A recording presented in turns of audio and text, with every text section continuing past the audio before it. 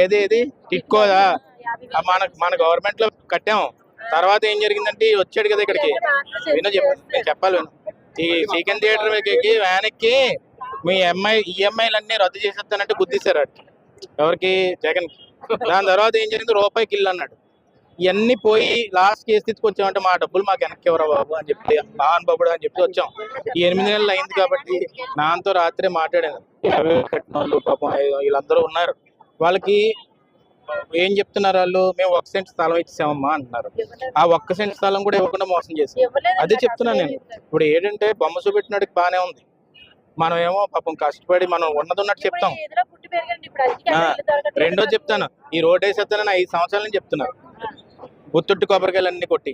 ఇప్పుడు అందుకే నేను ఏమంటానంటే, ఇది ఒక మ్యాటర్. ఈ రాష్ట్రం మొత్తం 1,00,000 మంది పైన ఉన్నారు. ఇలా వీళ్ళందరి మీద ఒక డెసిషన్ తీసుకుంటున్నారు. తీసుకున్నాక ఎందుకంటే ఆ ఇల్లులు మనం కట్టినాయి కదా, ఎవరు కట్టినాయి కాదు. మళ్ళీ ఆ ఇల్లులు ఇవ్వడానికి కూడా వీడికి బల్బు వేయటం. మరి